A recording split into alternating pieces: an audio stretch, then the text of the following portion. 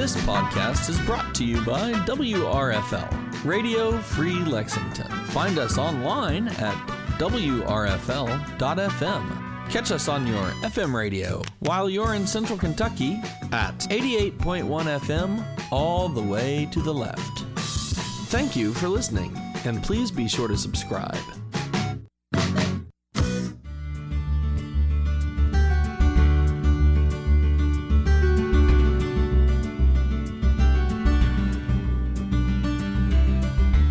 Hi, welcome to From the Woods, Kentucky. I'm Lhotka, and I'm here with my co-host Renee Williams. And today in studio, we have three guests with us to talk about Tree Week 2019.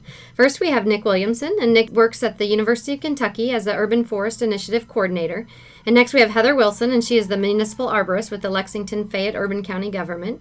And our third guest is Bridget Abernathy, and Bridget administers the Urban Forestry Program with the Kentucky Division of Forestry. And it's a pleasure to have you three in studio today to talk about all the great events going on with Tree Week 2019. Thanks for having us. Great. So before we get started talking about the Tree Week activities, can you tell us a little bit about your background and what you do in your profession? Sure. This is Heather. I am the arborist for the city, and with that, what I do is I manage the care of the urban trees, and really just those trees that exist on public property. So trees in parks, in greenways, in our medians or down the streets. So just anything really that's considered a public tree. My name is Nic, and I'm the coordinator for the Urban Forest Initiative, and we do two things primarily. One is we have a working group of professionals and tree enthusiasts, all aimed at enhancing the urban canopy in our region.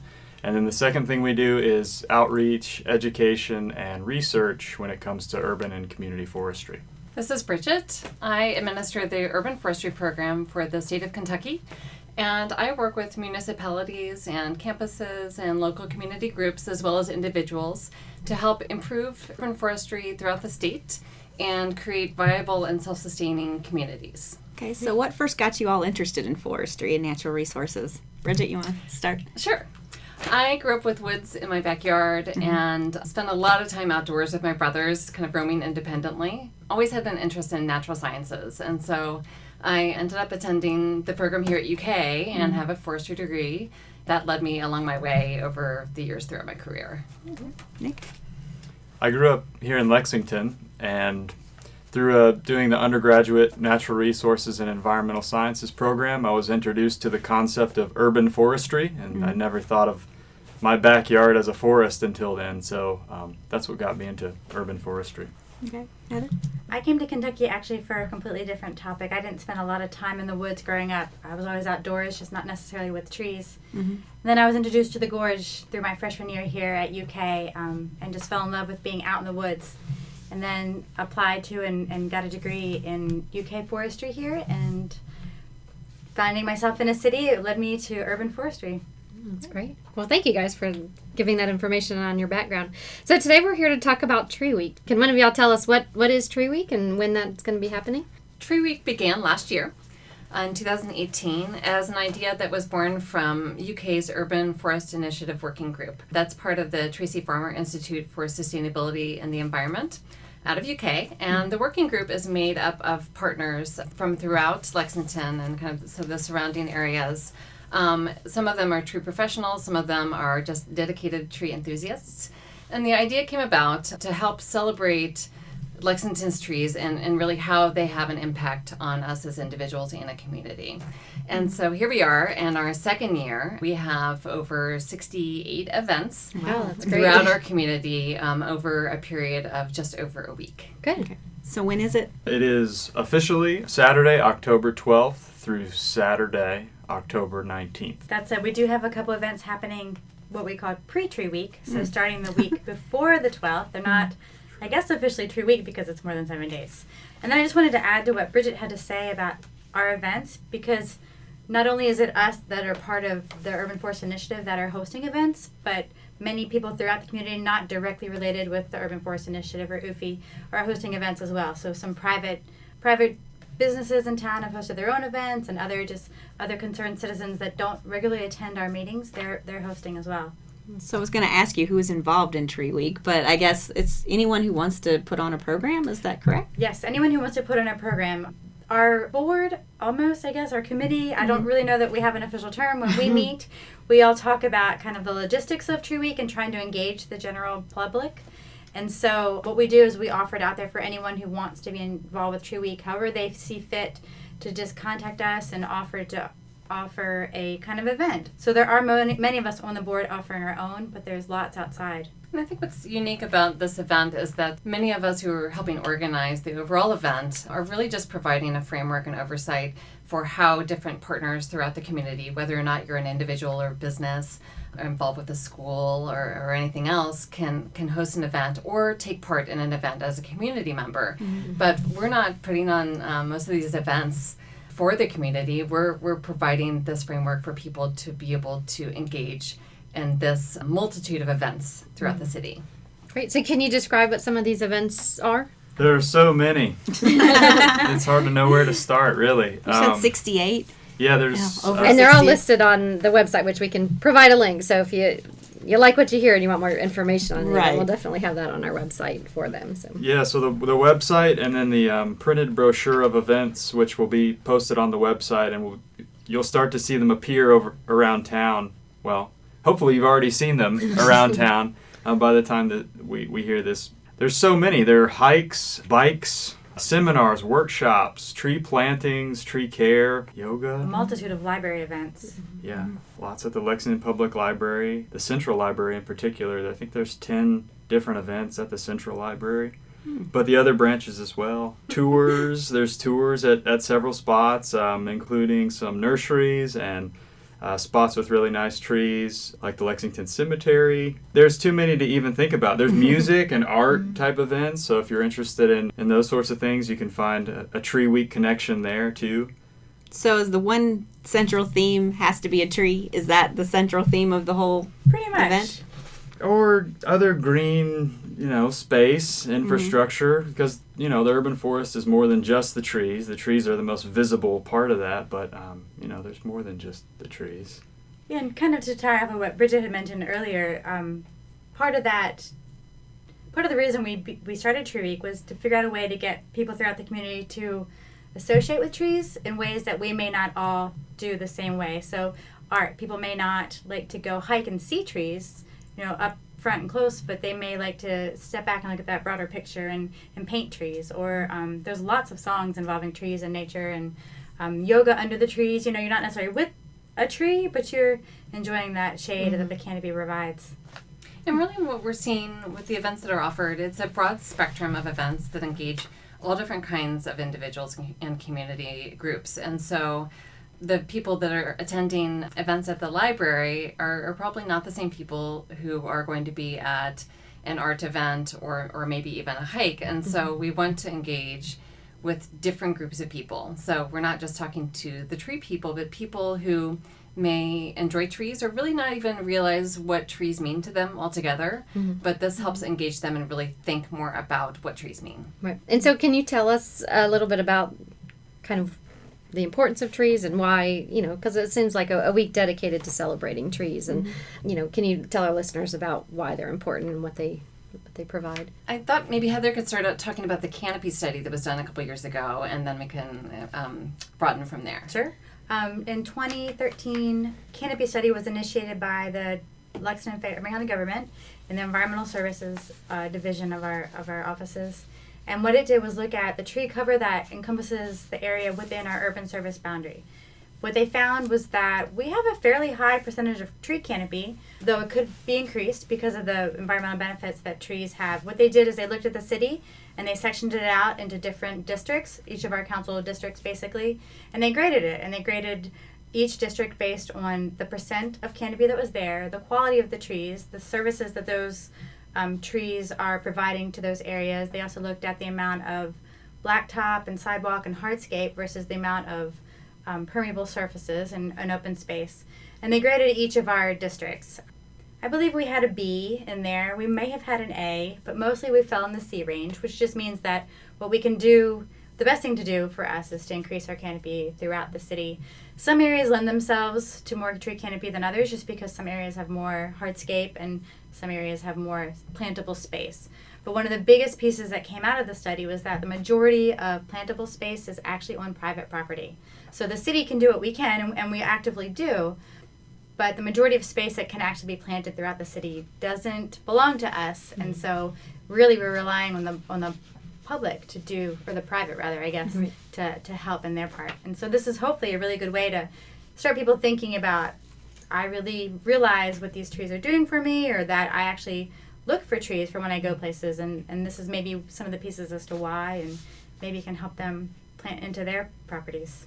Leaping off of that, it's not just your backyard trees or the trees in the park that are closest to where you live, but it's sort of the sum of all those trees that makes up the urban forest, and they're doing all these things for us, like making our city cooler, making us feel more at ease and less stressed when we go on a walk and when we have a really hot summer like we've had this year. I know I've planned my walks to be on the shady sides of the street because that's where it feels nice to be.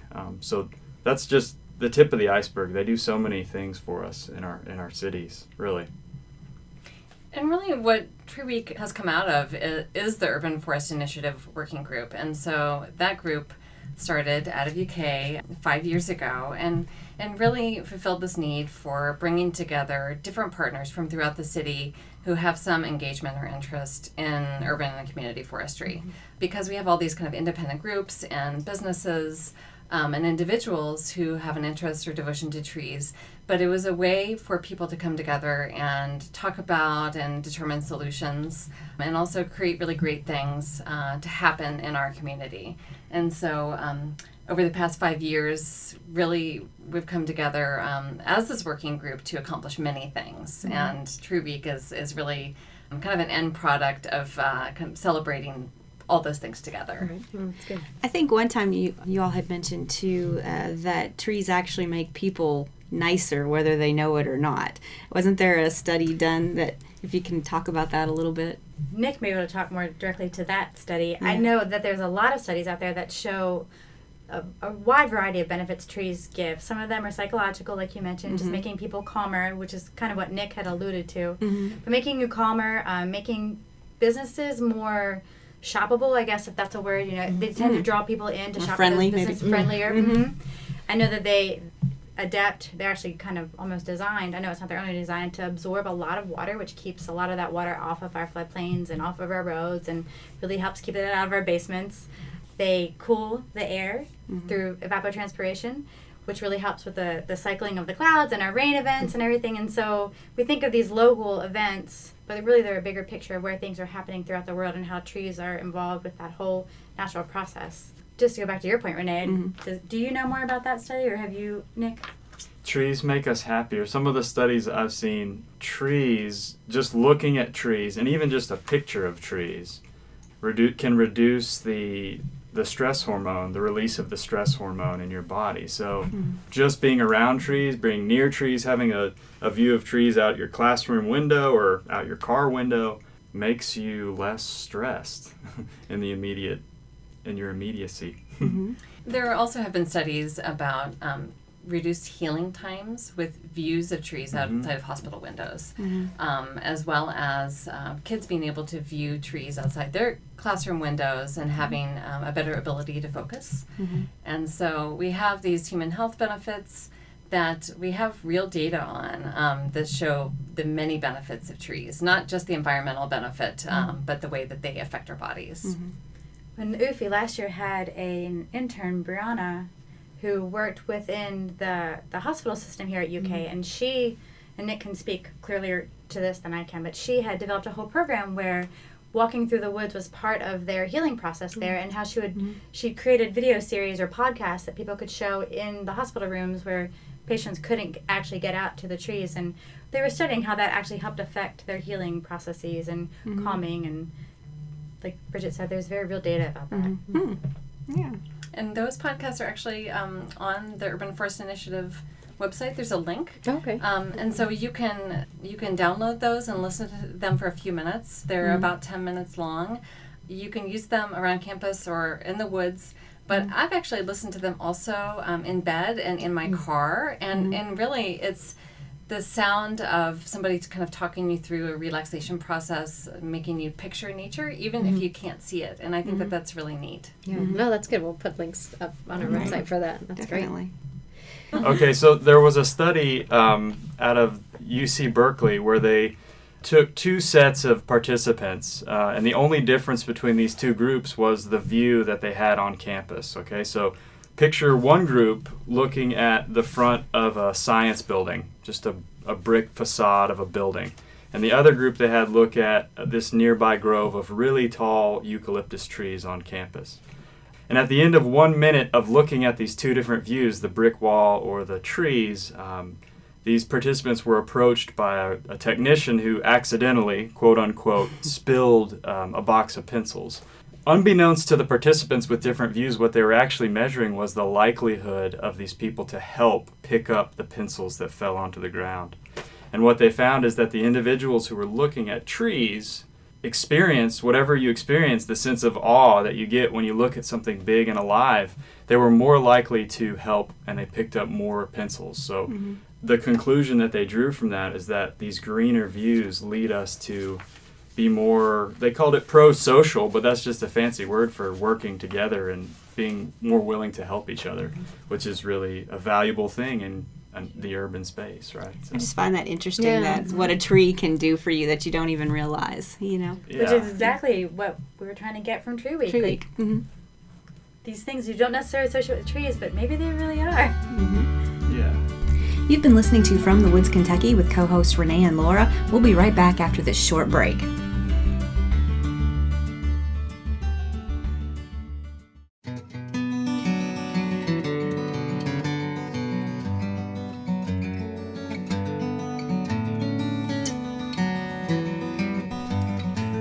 Welcome to Wildlife Sounds from the Forest. This is Dr. Matt Springer. I'm an Assistant Extension Professor of Wildlife Management within the Department of Forestry and Natural Resources here at University of Kentucky. I'm here to teach you a little bit about the animals that live in our forests, especially those here in Kentucky.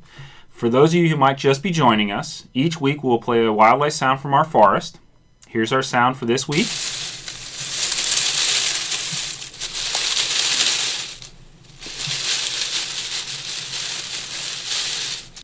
Stay tuned. Towards the end of the show, we'll talk about this animal and why it is making that sound.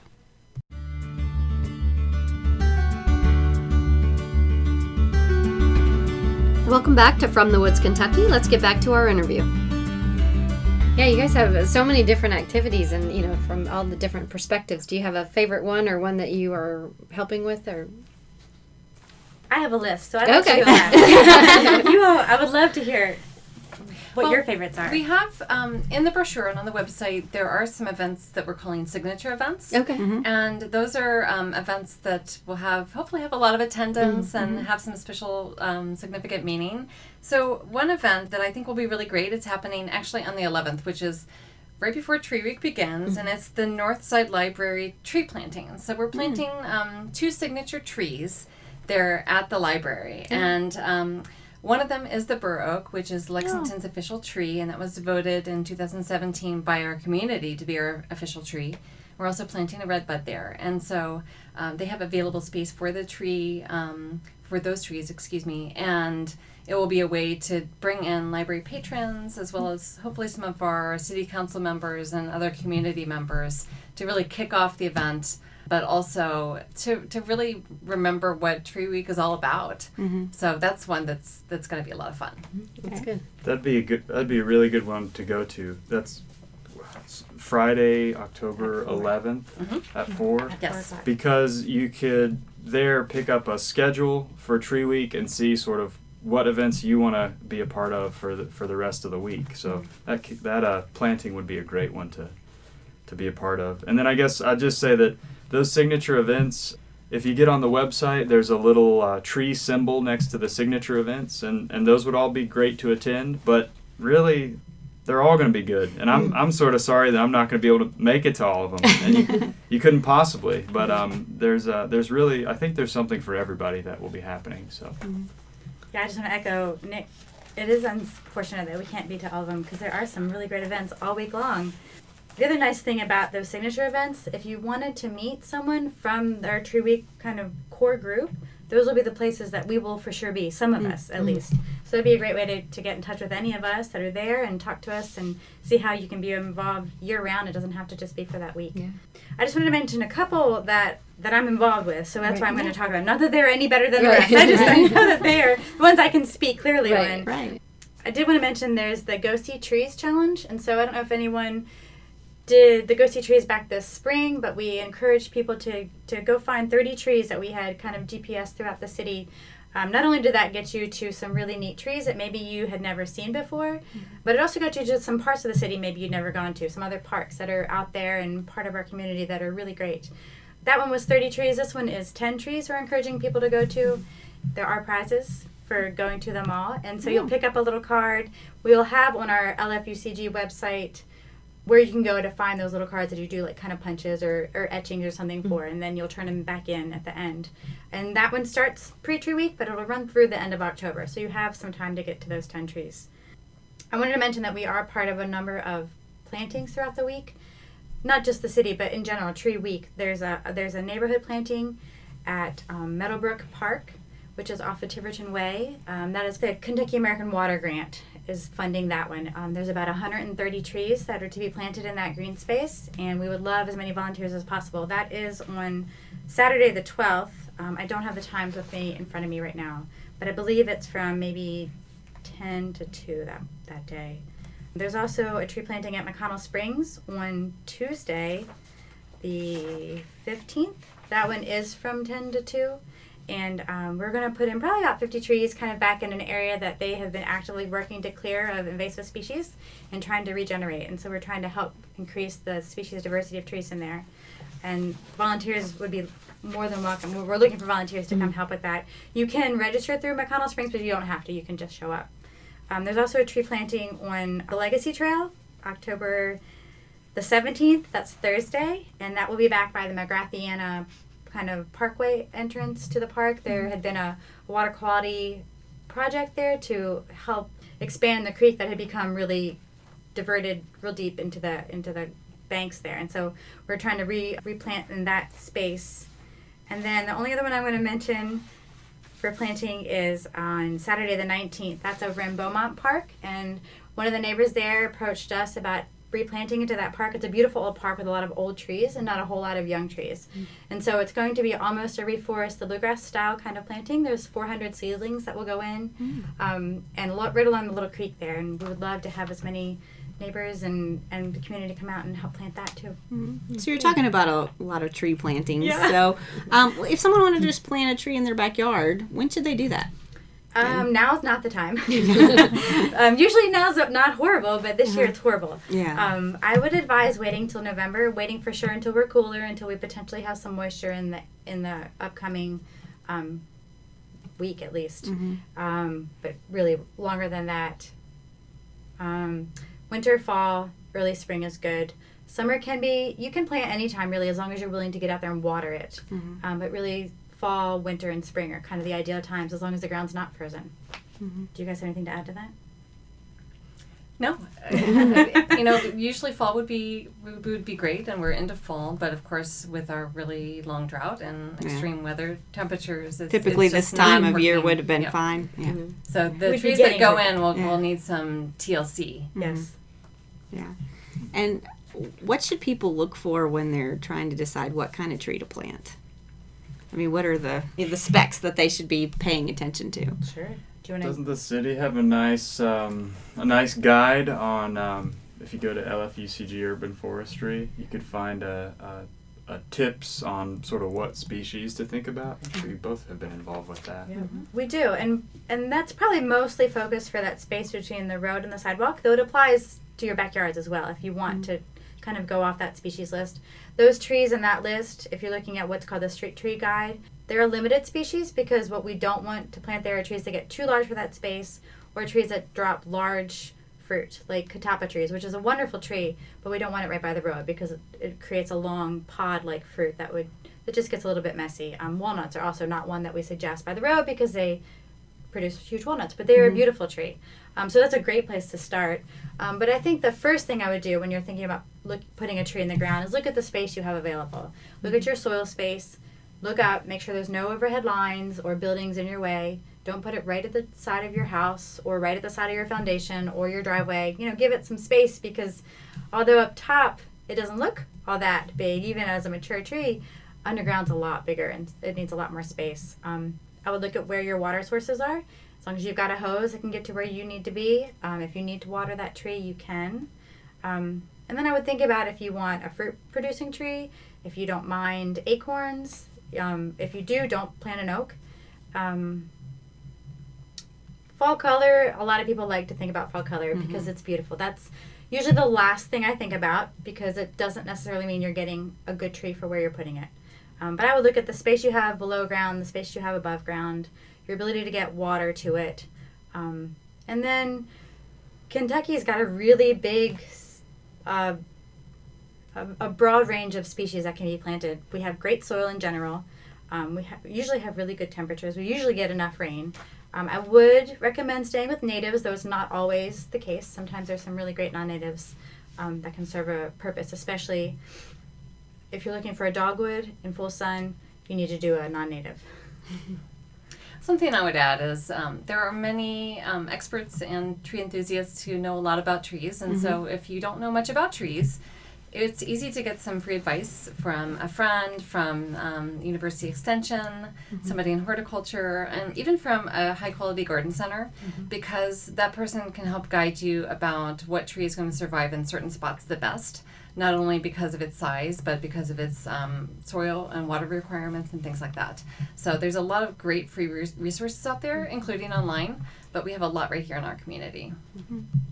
We do have an end of the week kind of wrap-up celebration. It's not an official event. It is on our calendar. It's at Mickler's at the Native Cafe, and we're hoping that's just a really great way for us all to kind of get together and decompress at the end and talk about how much fun we had during Tree Week. And we'd love to meet people that either just come to events or host events, or I think that's a good one too. I don't remember the times on that. That's in the evening. In the evening. And what day was that on? Sorry. That's on the 19th. The 19th, last day. So you're hoping everybody that's had an event will come to that? That would be great. That would be great. Yeah. If possible. Yeah. Yes. Okay. One thing I wanted to add was, there's really a lot of events for everybody. So whether or not you're wanting to attend the event at 21C, which is hosted by Kentucky Natural Lands Trust, or a walk at Flora Cliff, or tree planting at the Arboretum, or a kids movie at the public library. There's so much for everybody. Virtually everything is free and family friendly. Even if you wanted to bring your kids along to an adult event, that's perfectly fine. And so I really think there's something for everybody available during Tree Week. And so you can pick and choose. You can pick one event, or you could pick 15 events and really have a fun week engaged with all these different entities. Is everything in Lexington, or is it beyond Lexington as well? Mostly, but there are a few that are sort of outside of the city limits. I think they're all in Fayette County. Minus one. Minus one. There is one event in Bourbon County, and it is put on by Oakland Farm Trees. And this is a family who grows trees and sells them at various places, including the Good Foods Co-op and our farmers market. And they're hosting a sale that day, as well as 2 walking tours. So that will be pretty neat. And that's right over the county line in Bourbon County. So sometimes, we put podcasts on our website, so some people may be hearing this. This is an annual event. I know this is your second year. So if people are interested in, they happen to miss the October Tree Week, this should be coming again next year, right? Next October. Yes, and you can do a Google search or get on the Urban Forest Initiative website. If you do a search for Tree Week, you'll come right up to this event. It's one of the only ones we've found happening. There's a couple In the United overseas, but there's States, nothing in the U.S. like this, which is kind of exciting. Yeah. So we hope for this event to carry on. There's a lot of enthusiasm, a lot of people who are willing to contribute. And so it's, even if, you're looking in April thinking about what's coming up in the fall, it's great to look at last year's schedule and see what may be happening for the next year. Okay, well, that's great. All right. Well, you all have presented us a great abundance of information, and we appreciate that. Is there any takeaway items that you'd like to leave our listeners with? Each one of you can present one if you'd like. I wanted to say that if you missed being involved this year with actually hosting an event, but you're interested in the future, or this kind of spurs your interest after you attend some events, please contact us, and we'd love to have everyone from the community involved, and be looking for next year's. Great. I guess I'm thinking about anybody who would hesitate when they hear that there's such a thing as a Lexington Tree Week. And I would ask you to reconsider and imagine that this is just an opportunity to come out and hang out with people outside and do some cool stuff. So please check out the schedule and come out to something. Check one of these events out. I think you'll have fun. I think there's many ways to be involved in our community, and this is just another branch of that. And so it's just a different way for people to discover one of the really great things about Lexington, and it's tree canopy and all the people who are involved with that. I think we missed one important one, though, that's actually hosted One UK, is the tree climbing competition, which is at the end of Tree Week on the 19th as well. And that's hosted right down by the Student Center in that big open area. So if you're interested in coming to see how guys and girls actually work up in the trees without using heavy equipment, it's a really exciting and fun event to come see. Yeah, for the UK listeners, there are multiple events on UK campus, several of which are by Forestry Extension, and there's a tree planting at the Good Barn, and then one other event that I wanted to mention was a mulching event at Castlewood Park, which is called Castlewood Park Tree Care and Fun. And so that would be the opportunity to come out and spread mulch around some really nice trees in a city park here in Lexington. So we're coming up with all these things on the end. Totally fine. I wanted to just add something about Fayette County Public Schools. Fayette County Public Schools, several of them are planting trees and having some associated educational programming for Tree Week, and so those are not open to the public, but they are open to the students and the staff people and families who are part of those schools, and so that's a really great way to engage with students as well. Yeah, that's great. Yeah. All right, well, thank you, Nick, Heather, and Bridget, for joining us today. And if you'd like more information on what you heard today, please visit our website at www.fromthewoodsky.org. Stay tuned now for another episode of Extension Notes.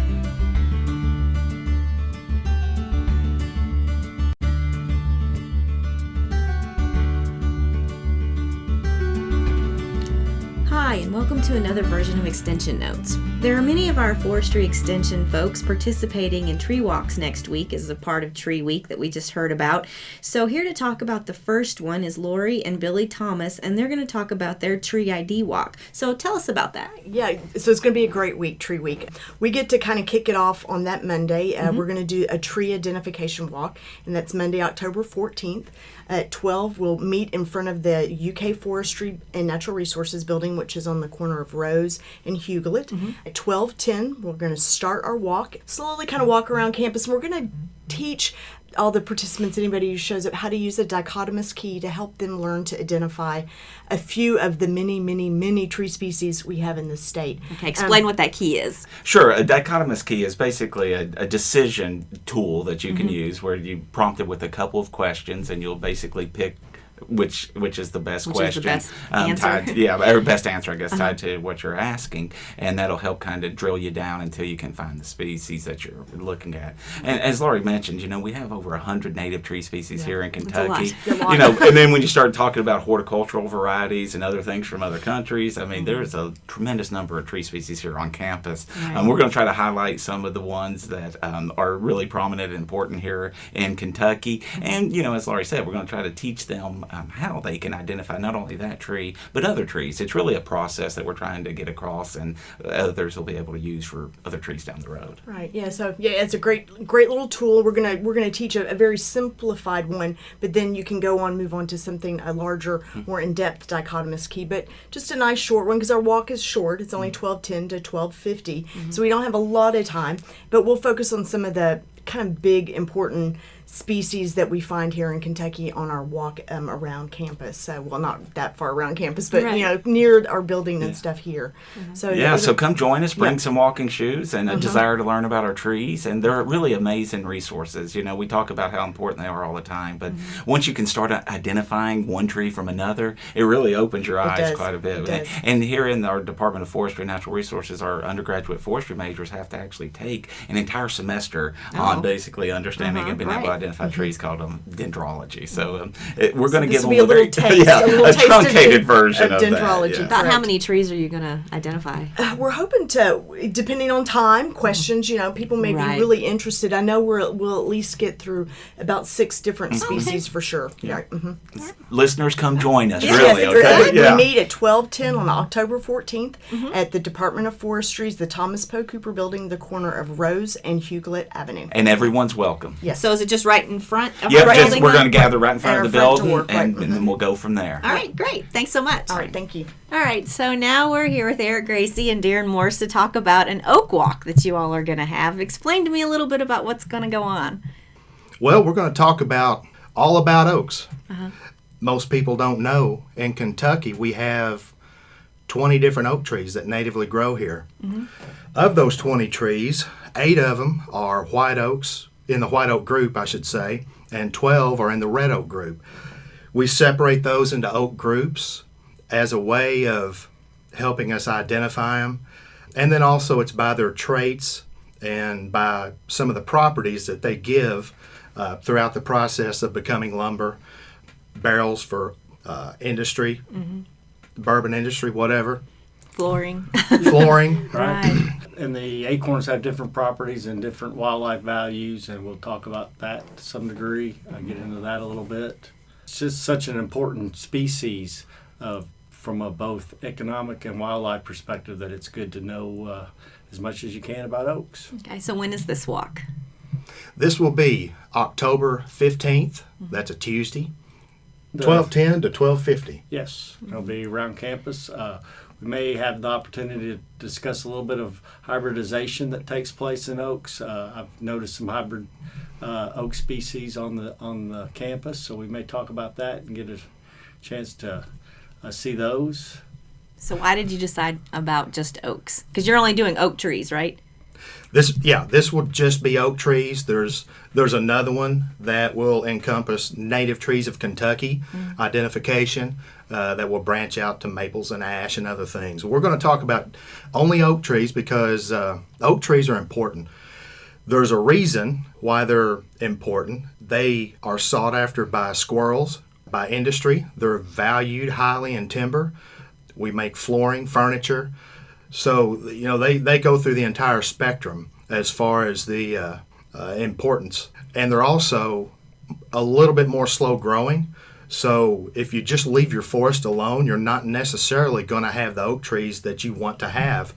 They can be outcompeted by faster growing, yet less desirable trees that don't produce an acorn for that deer or turkey.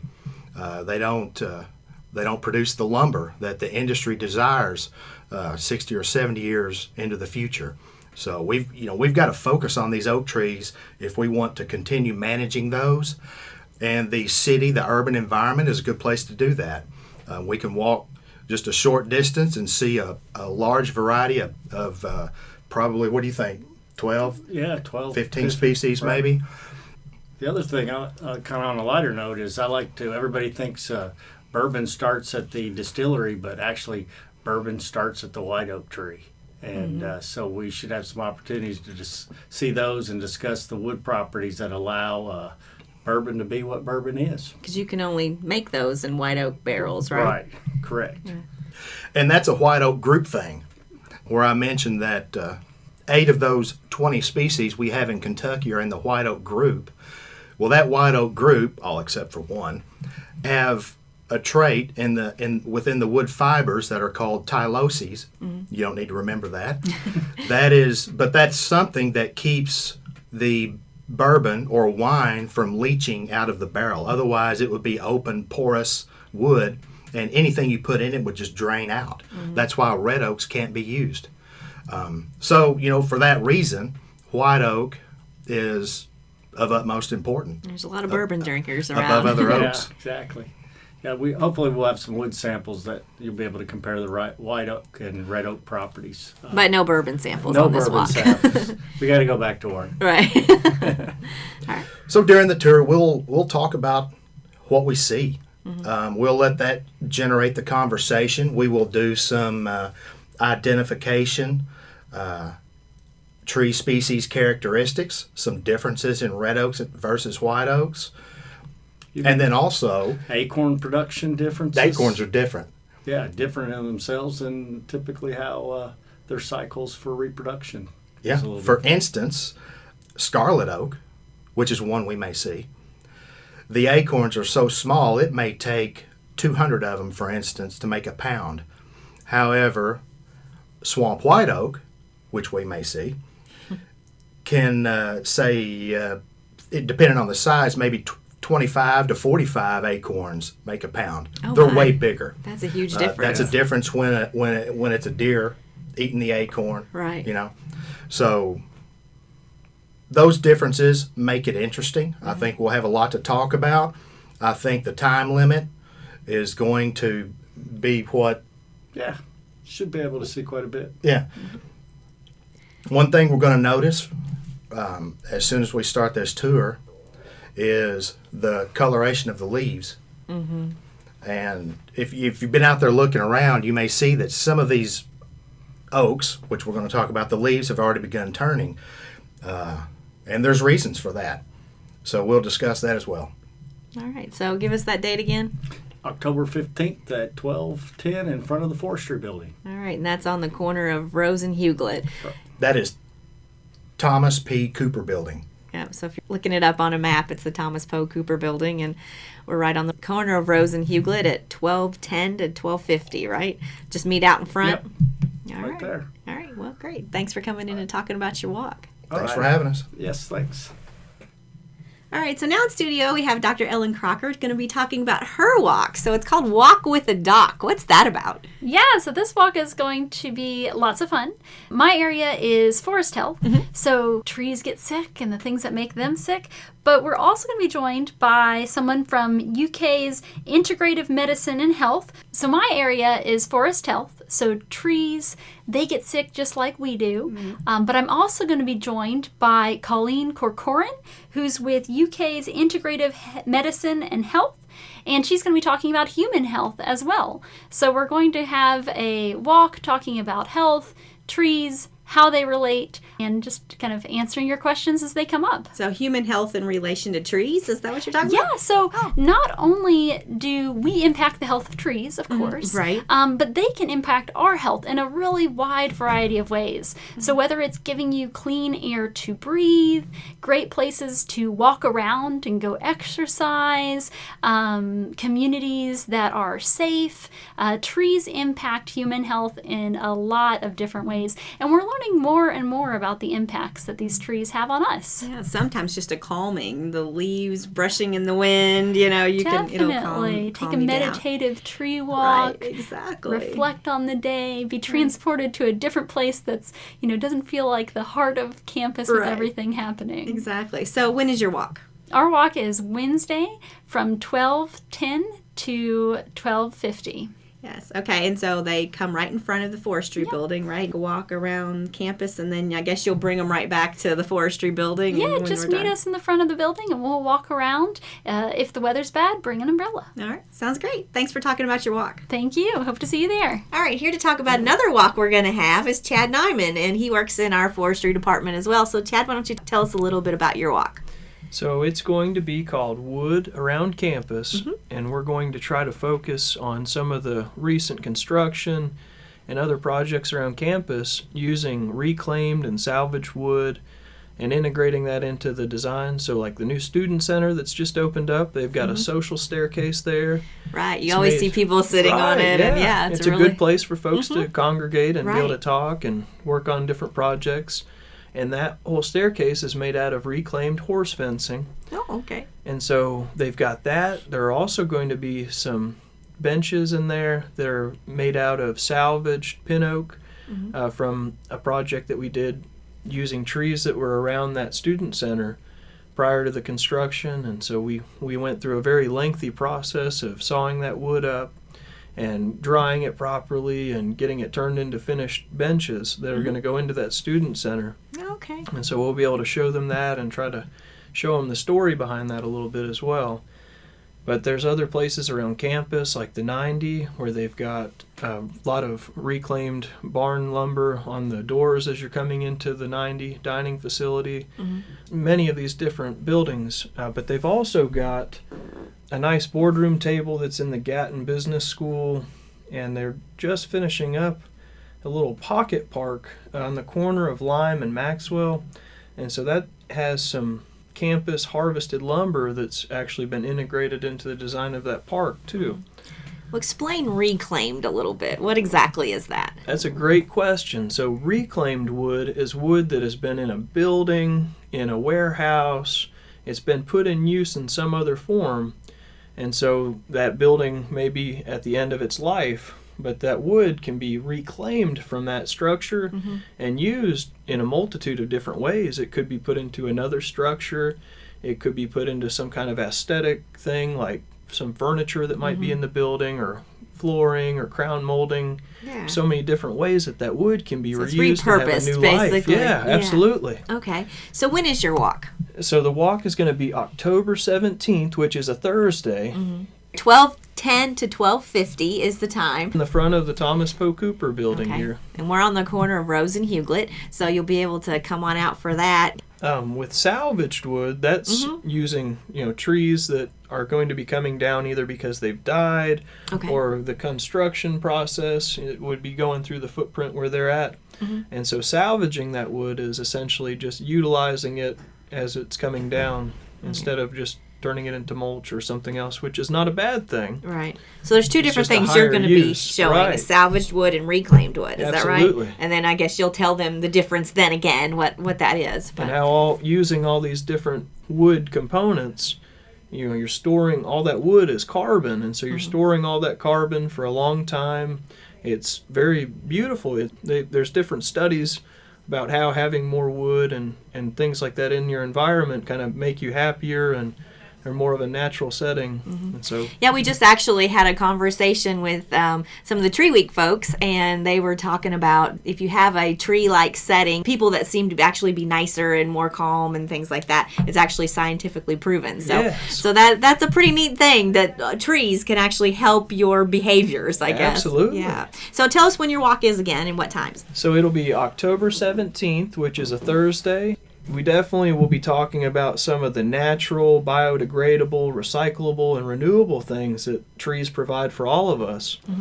But we also will be highlighting National Forest Products Week, which is going to be October 20th through the 26th this year, talking about some of those non-timber forest products as well as the timber-based products that we all use, over 3,000 different products that impact our lives. And trying to talk about this forest industry as a whole. Total U.S. national economic contribution is over $107 billion and provides like 2.4 million jobs for the United States. That's not a small change No. there. And in a lot of people it right. affects. And in Kentucky alone, the 2018 total economic contribution for the forest industry was about $13.5 billion and employed about 60,130 Kentuckians. Wow, that's a lot of people employed by the wood industry. Absolutely. All right, well, great. Thank you for coming in and talking about your walk. Thank you for having me.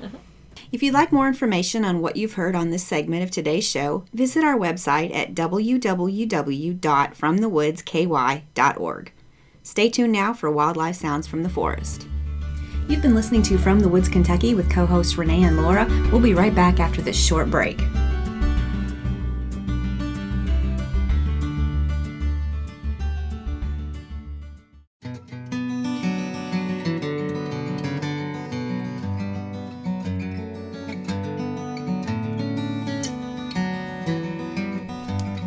Welcome back to Wildlife Sounds from the Forest. I'm Dr. Matt Springer, Assistant Extension Wildlife Professor in the Department of Forestry and Natural Resources. Before I tell you what that sound was you heard at the beginning of the show, let's play it again for you.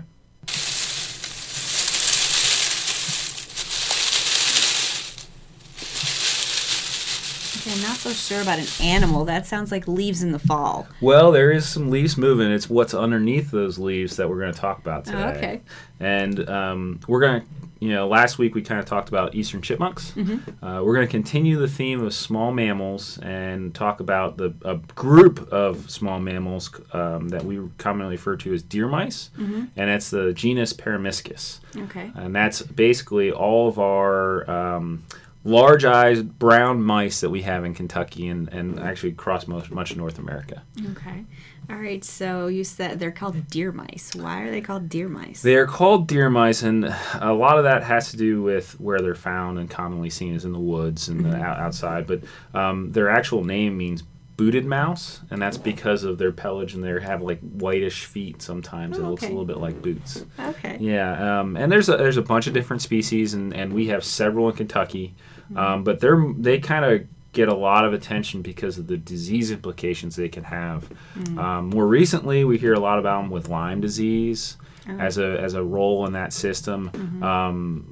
But other things we've had pop up is the Lhotka virus. If you were in the Southwest, these guys would be a big part of that system and concerns because of the fecal matter actually has the disease in it. So like they do things like tell you not to sweep your floor but mop it so that you don't inhale those things. Okay. So, but these guys are just like the chipmunk. They eat a lot of different things from your nuts and seeds to caterpillars and fruits. So they can be in large abundances in forest systems and really drive regeneration just like chipmunks. A lot of times we think about like deer being a major driving factor of regeneration, but we often overlook the little guys that do a lot more consuming because there's a lot more mouths to feed. Mm-hmm. Okay, so speaking of those mouths, how many do they have in a... So they are a rodent. So you're looking at litters of anywhere between 1 and 9 mice 3 or 4 times a year. Oh, goodness. And, if they have a part of that litter in the front end of that system, there's usually, if it's a female, it's having a litter on the end of summer.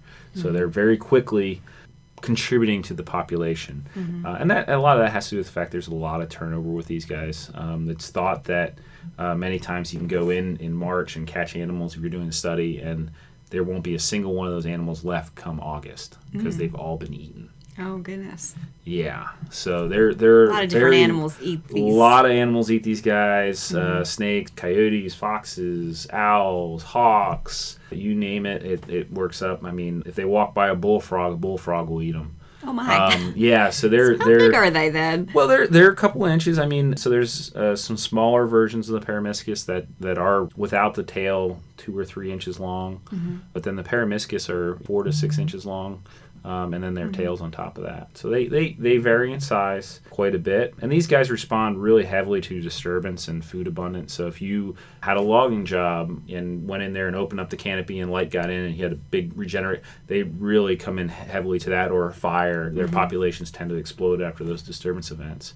And a lot of that has to do with because there's a lot more cover, so it's a lot harder for predators to get to them. Okay. Yeah. And so, do they live in the forest only, or would you find this mouse in your house? So I got one in the garage the other day. Oh, okay. So these guys are downtown Lexington, and they're pretty much Peromyscus are found almost anywhere in Kentucky. Okay. Yeah. All right. Well, thanks for coming and talking no about problem. mice. Thank you for joining us today. If you'd like more information on what you've heard on this segment of today's show, visit our website at www.fromthewoodsky.org.